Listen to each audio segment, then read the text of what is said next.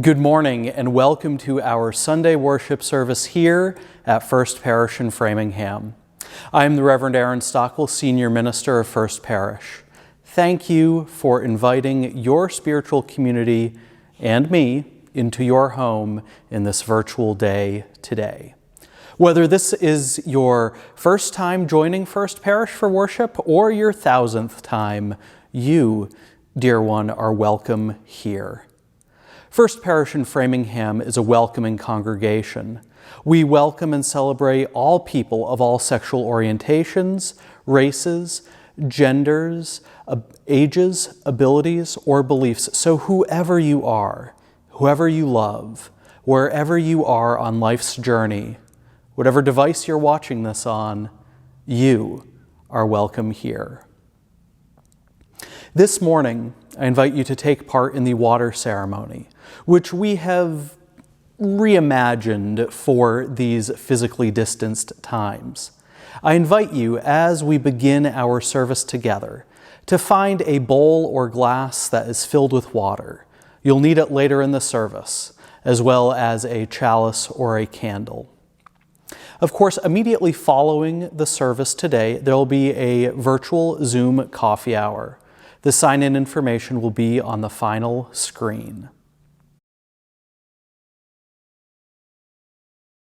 These opening words come from the Reverend Andy Pakula, who serves as the minister at New Unity, a Unitarian church in London, England. Although we cannot be together physically, we come together nonetheless. We see each other's faces. We hear each other's words. We arrive at this virtual place as a community, as a people committed to one another and to our bold purpose. Even without the touch of a hand, we know togetherness. Even without an embrace, we know mutuality. May the light of solidarity grow ever brighter. May we be together for one another and for the world.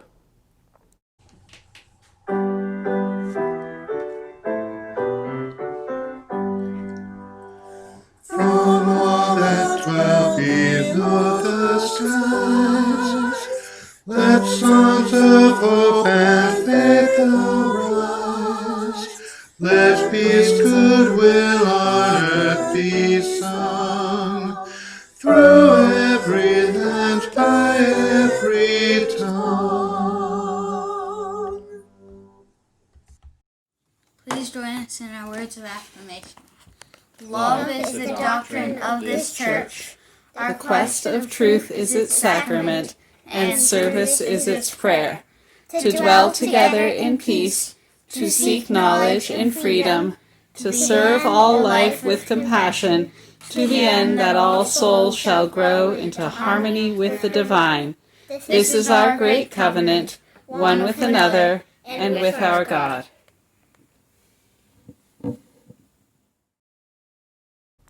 The flaming chalice is the symbol of our faith tradition. It represents a flame of wisdom and of hope.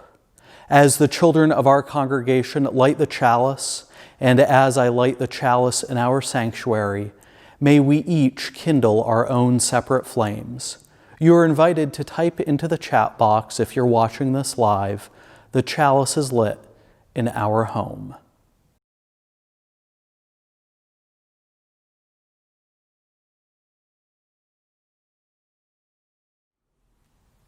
Good morning, everybody. Welcome to today's Time for All Ages.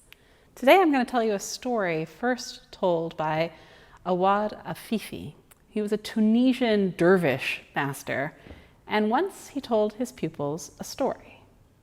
The story begins up in the mountains on a very, very quiet day. Let's begin.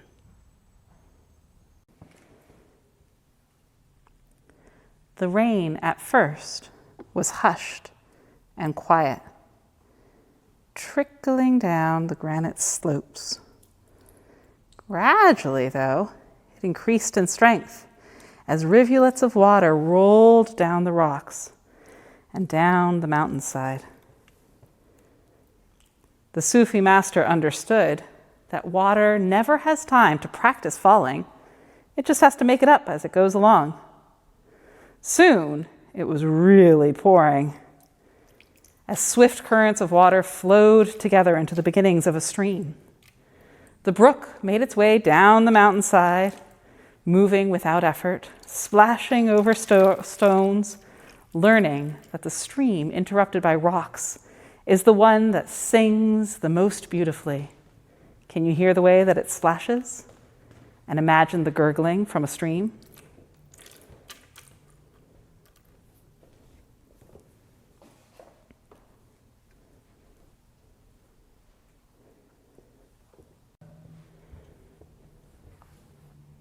Finally, having left its heights in the distant mountain, the stream made its way to the edge of a great desert. Sand and rocks stretched into the far-off horizon. Having crossed every other barrier in its way, the stream fully expected to cross this as well. But as fast as its waves splashed into the desert, that fast did they disappear into the sand.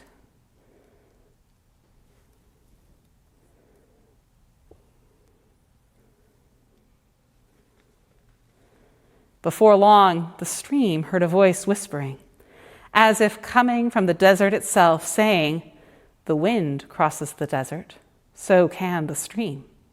"Yes, but the wind can fly," cried out the stream, still dashing itself into the desert sand. "You'll never get across that way. You have to let the wind carry you," said the desert. "But how?" shouted the stream. "You have to let the wind absorb you," came the reply. The stream could not accept this, however, not wanting to lose its identity or abandon its own individuality. After all, if it gave itself to the winds, could it ever be sure of becoming a stream again? The desert replied that the stream could continue its flowing, perhaps one day even producing a swamp there at the desert's edge. But it would never cross the desert so long as it remained a stream. "Why can't I remain the same stream that I am?" it cried. And the desert answered, ever so wisely, "You can never remain what you are. Either you become a swamp, or you give yourself to the winds." The stream was silent for a long time, listening to distant echoes of its own memory, knowing parts of itself having been held before in the arms of the wind. From that long forgotten place, it gradually recalled how water conquers only by yielding, by floating around obstacles, by turning to steam when threatened by fire. From the depths of that silence, slowly, the water raised its vapors to the welcoming arms of the wind.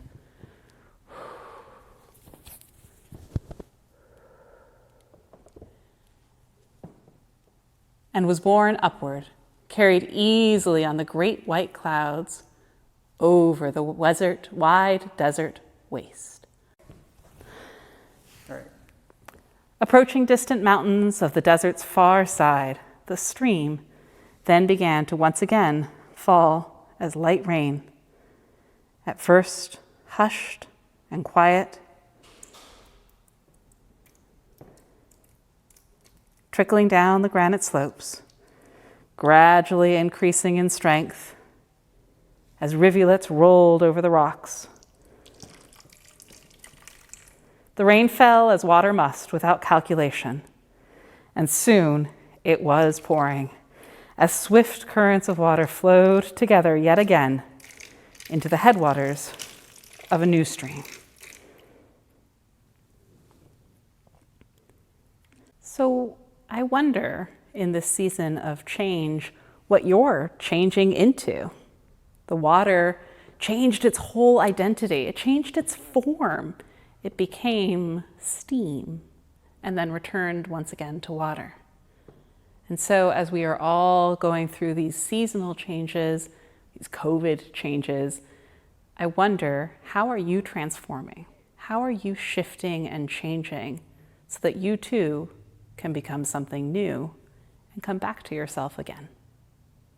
Now is the time in our service that we set aside for sharing the things which weigh deepest on our hearts, because we know that a sorrow shared can be a burden lifted, and a joy shared can be a joy expanded.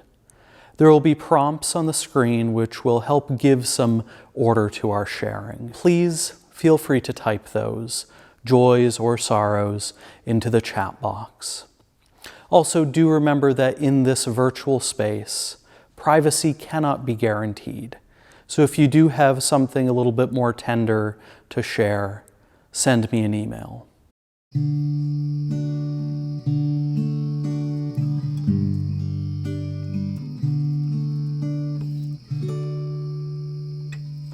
Comfort me, comfort me, comfort me, oh my soul.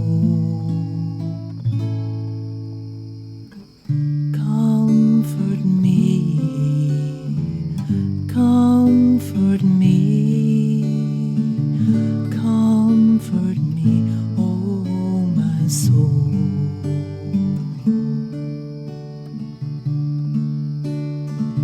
Sing with me, sing with me, sing with me, oh my soul. Sing with me, sing with me, sing with me, oh my soul.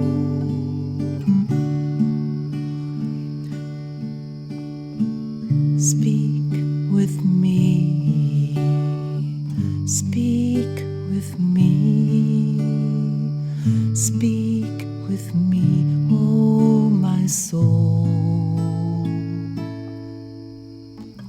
Speak with me, speak with me, speak with me, oh my soul.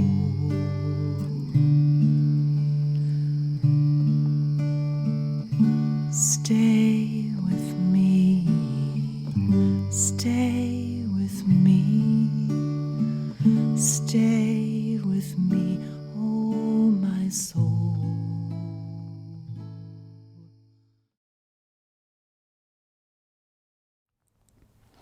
And now, let us pray as we each do in our own way. May we feel the chair supporting us, sensing the air that is around us, taking stock of our own surroundings. O One who knows our deepest sighs, the energizer of the universe, the goodness within, seen in the molecule and the atom, I give thanks for this most amazing day. I give thanks that I have another day to show my gratitude for the teachers who taught me, for the classmates who challenged me, for my parents who helped me with homework. I give thanks for the food in my belly, for the lights, and for the shelter I have. I know that it did not have to be this way.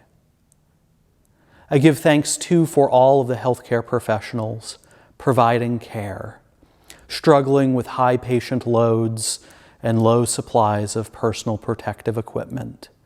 May they show and know compassion. I give thanks too for the scientists and the researchers who are finding vaccines and treatments for the coronavirus in realms and ways that I do not understand. And we know that there are so many people in our community who go without food, without enough money, without shelter, without enough love. Perhaps this day let us show and let us have the courage to do something about those who go without, something that might remind them that they too have inherent worth and dignity. For all who are ill, may those who care for them provide healing. For all those who live with addiction, may they remember to take it one day at a time, and when that seems tough, take it 1 hour or 1 minute at a time. For all those who mourn the loss of a loved one, whether it was last night, last month, last year, or last decade, may they be comforted by those memories. We especially turn our attention to the families of those 2,977 people who died on September 11th, 2001. We also mourn the nearly 192,000 people who have died from the coronavirus in the United States, and the 129 residents of Framingham who have died. This world is beautiful and it is also broken. Fires raging on the west coast of our country. Fires raging in the hearts of people in this country. We ask, what can we do to extinguish those fires? We feel so helpless.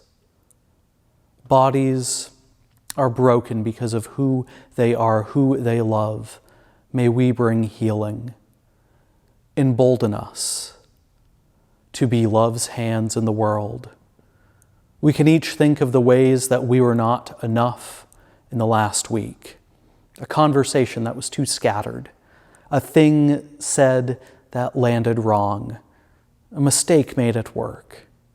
May we be comforted by the fact that we, yes, you, in fact, are loved and lovable. And because of that love, which holds us all, we can work to rebuild right relationship. May all that is holy hear these prayers. Let us now sit in the silence of our own separate homes for just a moment.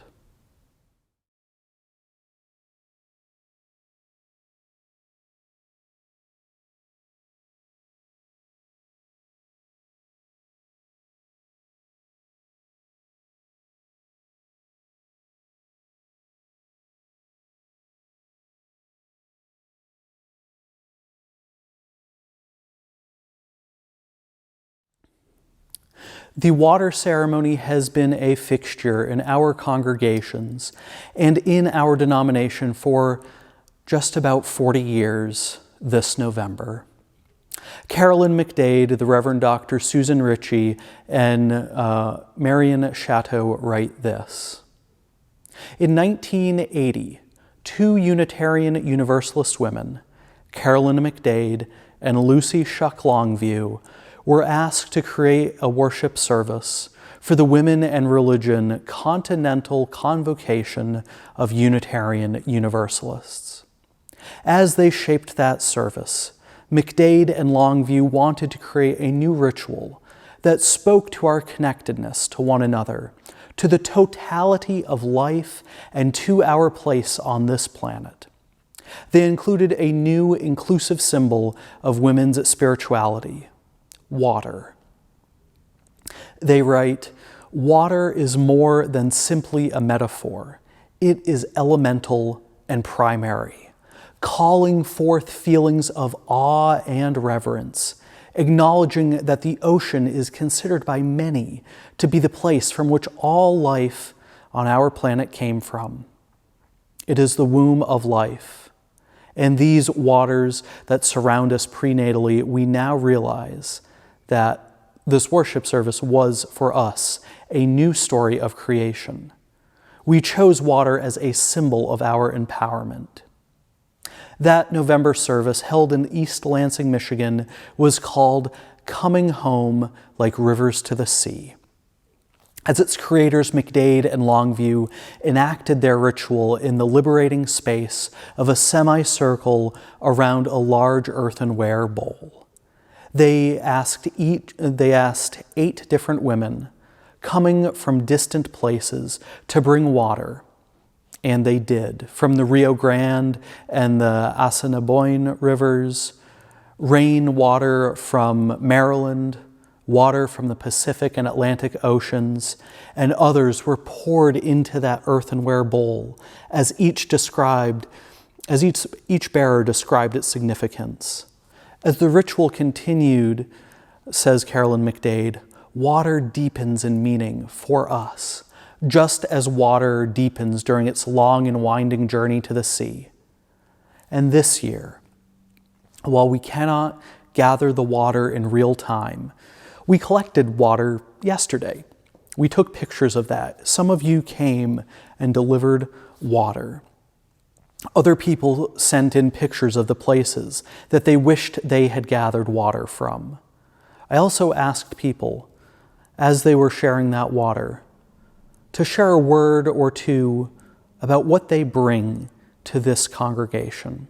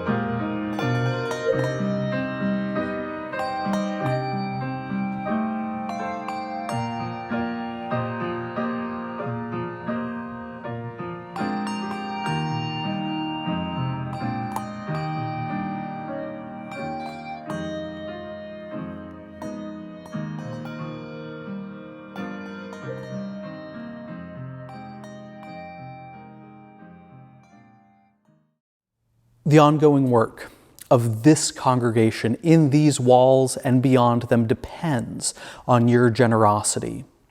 Ellen Johnson Fay says the offering is a sacrament of the free church. It is supported by the voluntary generosity of all who join with us. The offering will now be given and received in grateful appreciation of our shared hopes and values. The details of how to support our congregation during this time that we are unable to pass the plate are on the next slide.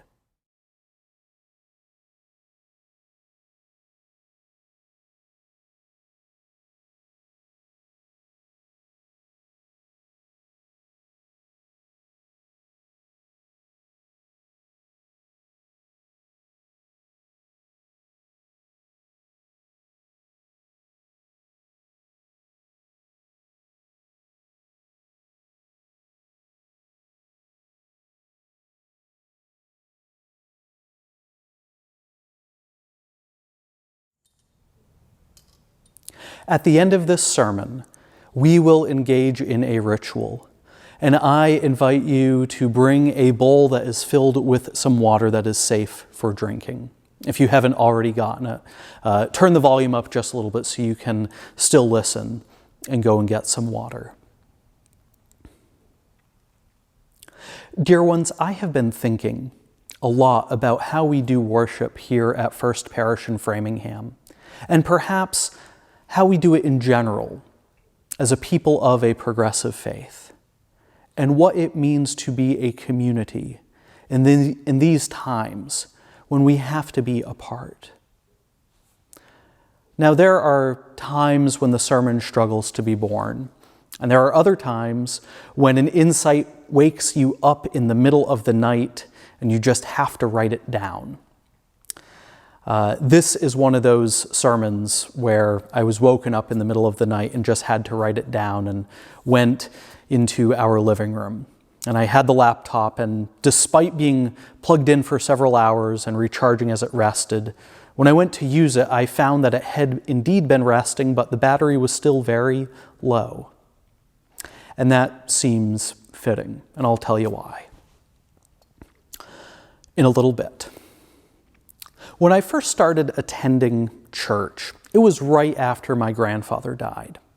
I was about 15 years old. It was a sudden death. And there would be stretches of time when my grandmother, newly widowed, would come and she would stay at my family's house.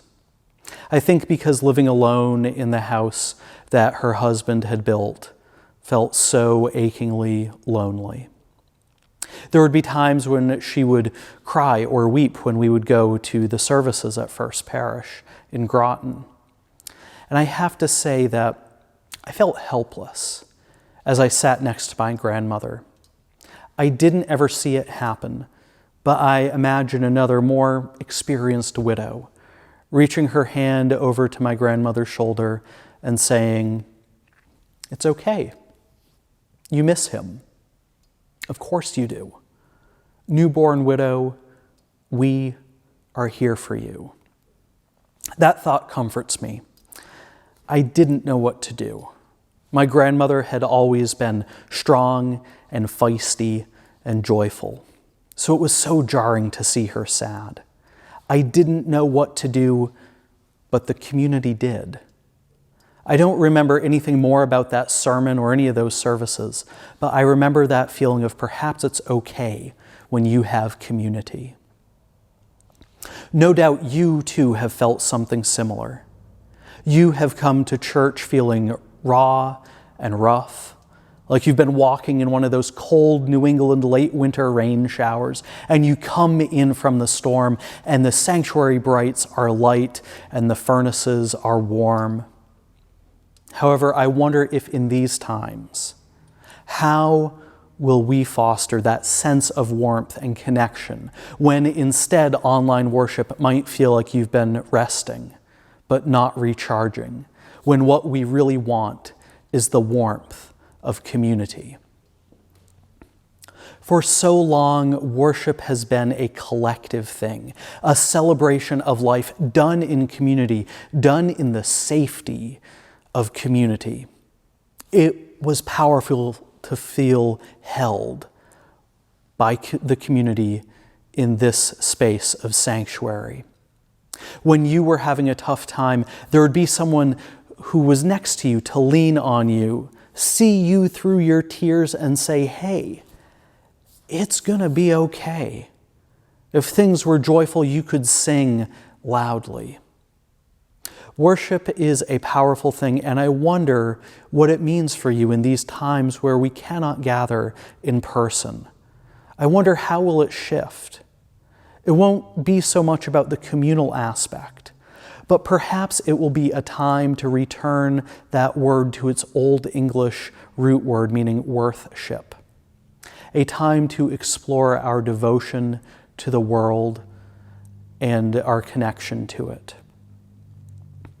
Yes, I know YouTube or Zoom worship misses the imagined moment I have of my newly widowed Grandma Jean being comforted by the veteran widows.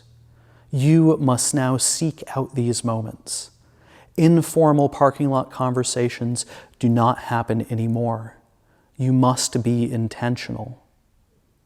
The power of place seems important to explore as well.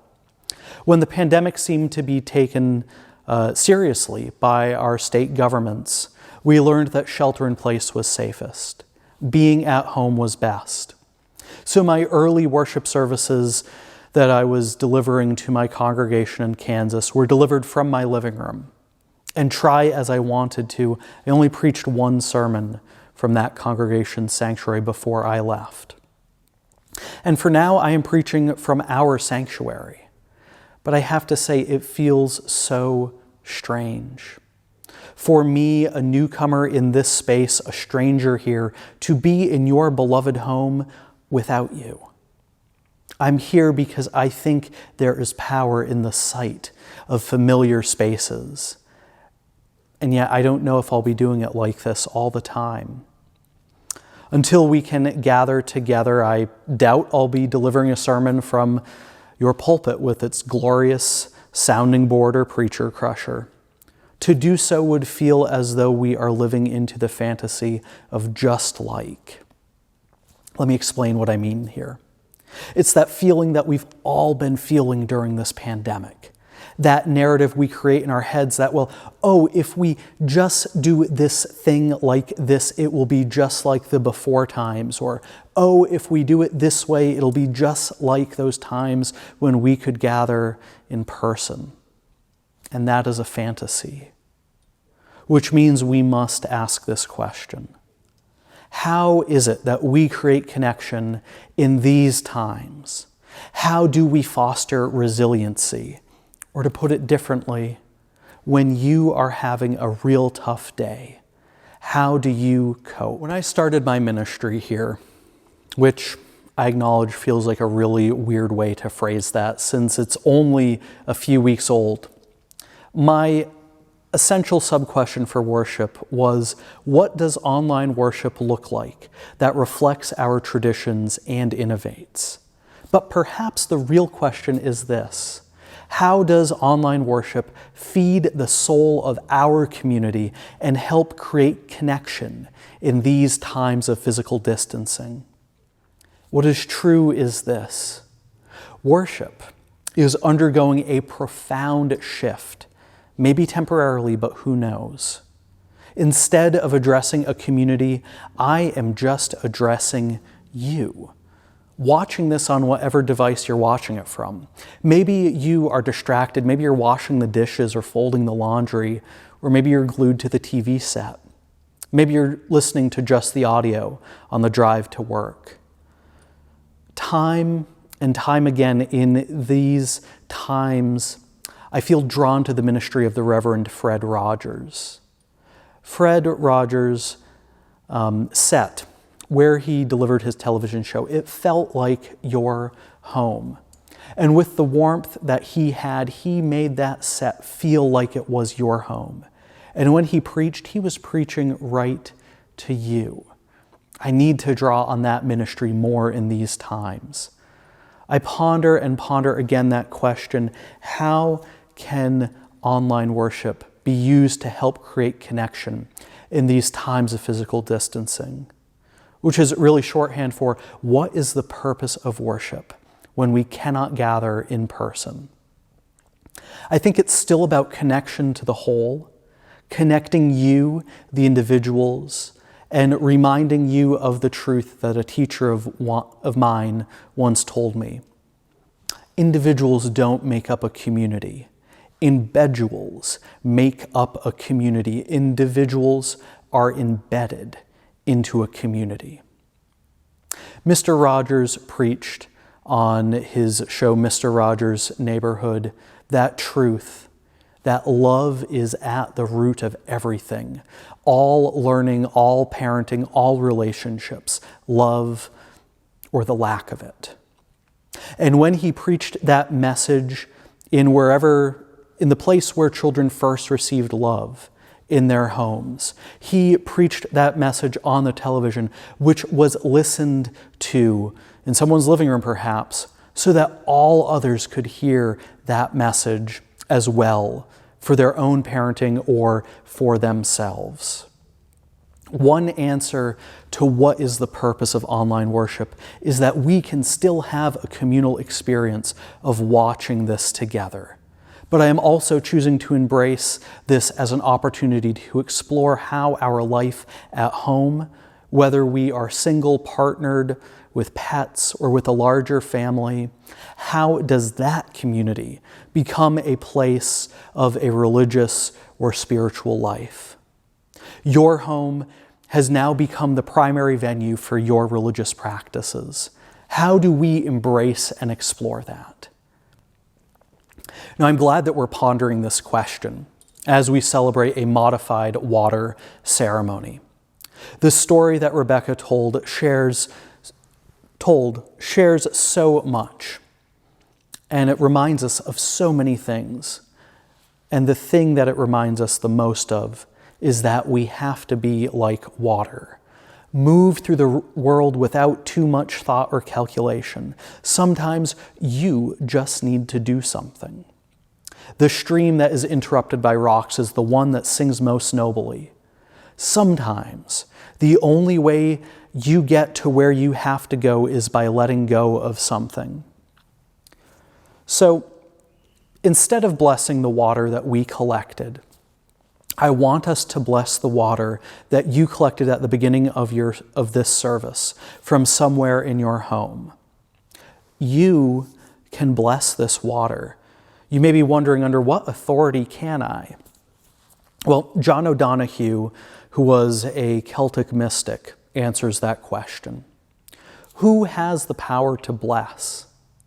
This question is not answered simply by the description of one's institutional status or membership, but perhaps there are deeper questions hidden here. What do you bless with? Or where do you bless from? When you bless another, you first gather yourself. You reach below your surface mind and personality down to the deeper source within you, namely, the soul. Blessing is from soul to soul, and the key to who you are is your soul. So now I ask you to find that bowl of water and to silently bless it.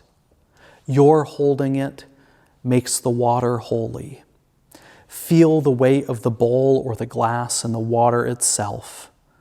Rock it a little bit. Now place the bowl or the glass on a surface, a table, perhaps. Put a finger or two in the water. Feel it.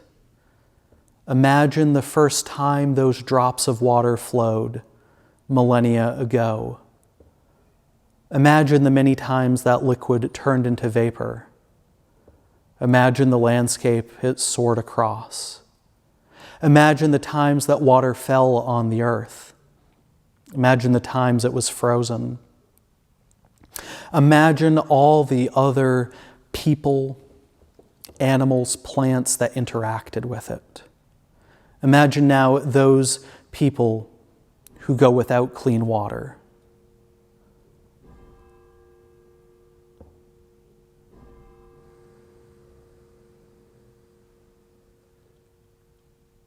Imagine the infrastructure that water traveled through to get to your faucet. Imbuing this water with these imaginations, these visions of its past life, it is blessed.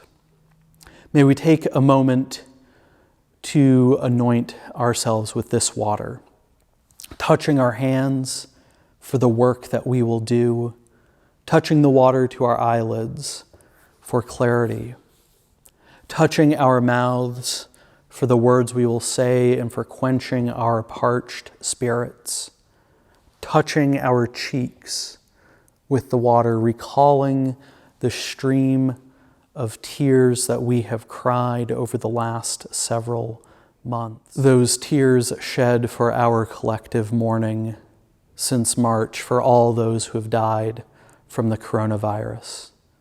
And finally, with those hands, we touch our hearts for compassion and passion. Now, because this water has been made holy by our recollections of its past, it cannot be disposed of in a normal way. Drink it. Give it to animals you care about, or use it to water a plant, or cook a dish to nourish your loved ones. May it be so.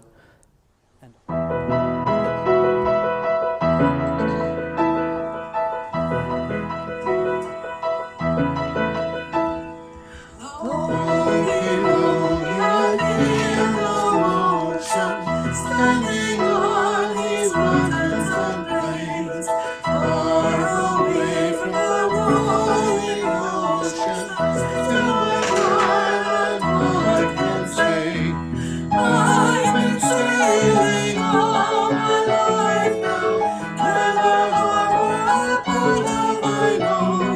The wide universe is the ocean I travel, and there is my blue boat.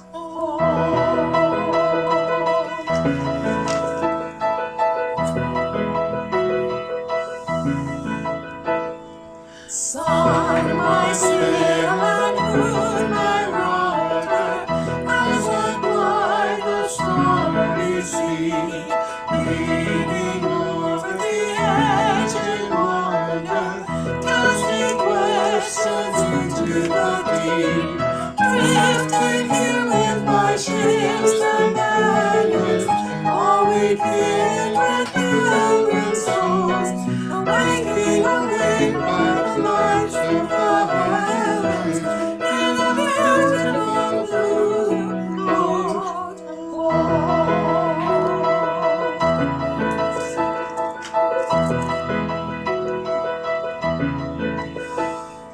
I give thanks to the winds upholding me, and the winds urging me on.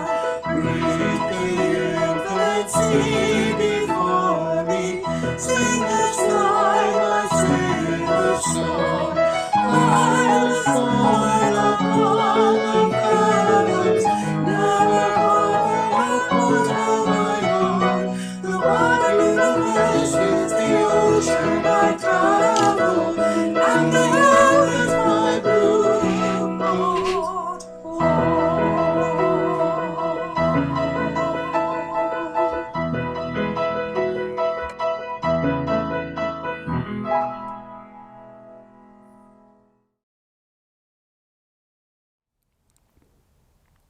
As we leave this virtual space, let us take the light of love out into the world and use it to brighten our pathways. And when we need to rest or recharge, be challenged or affirmed, may that light guide us safely back. May we hold the light always, and the light hold us always. Go in peace.